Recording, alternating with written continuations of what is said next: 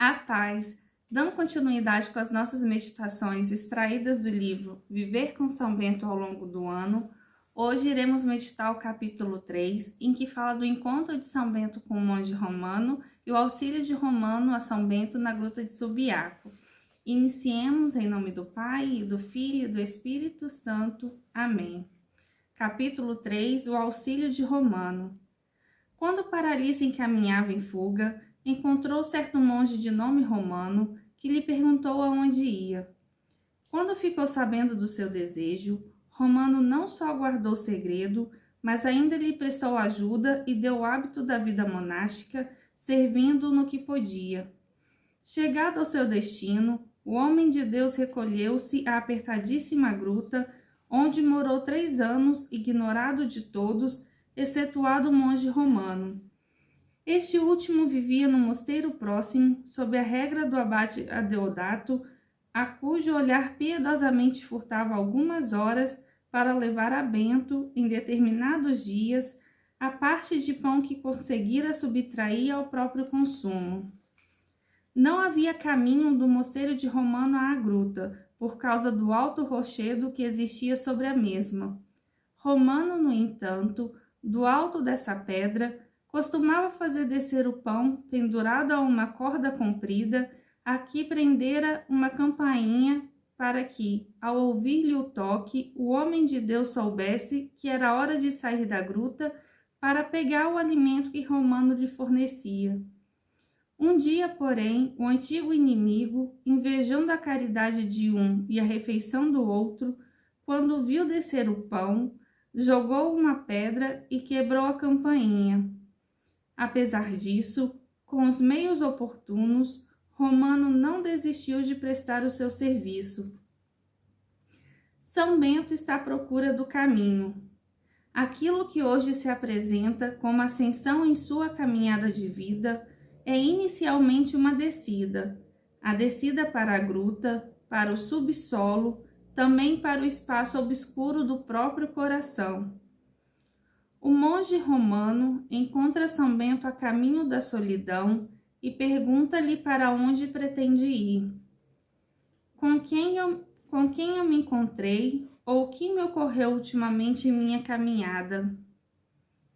Percorremos por vezes nosso caminho de modo fortuito. Às vezes percorremos o caminho com desinteresse. As coisas acontecem em nosso redor sem nos atingir, sem chamar nossa atenção.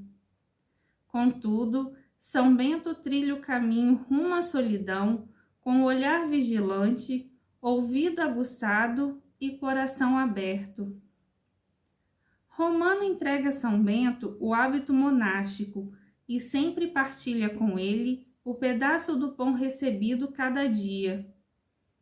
Há dons, como hábito monástico, que não podemos fabricar ou idealizar para nós mesmos, mas que devemos aceitar dos outros. Na vida de cada indivíduo surgem circunstâncias que não podem ser abolidas, apenas têm de ser aceitas. Consigo enxergar tais realidades? São Bento se recolhe à gruta estreita, fazendo dela o seu eremitério, para o qual nem Romano encontrou um caminho. Ao tomar tal decisão, não tem a mínima ideia do tempo que aí irá permanecer, e quão longos serão os 3 anos passados na gruta. São Bento não planeja sua vida. Ele aprende a viver nesse espaço estreito e a ser conduzido, aprende a não se deixar desviar do objetivo de sua busca, a suportar as dificuldades com que se defronta. Enfrentar a própria verdade é um exercício bastante penoso e requer uma boa dose de coragem. Na belíssima obra sobre a vida de São Bento, que se encontra na sala capitular de nosso mosteiro em Colônia, estão entremeados alguns elementos naturais do nosso jardim. Muitas pedrinhas nas cenas lembram a sua permanência na gruta. As pedras são os rochedos entre os quais São Bento cria o seu estreito espaço e encontra alguma proteção.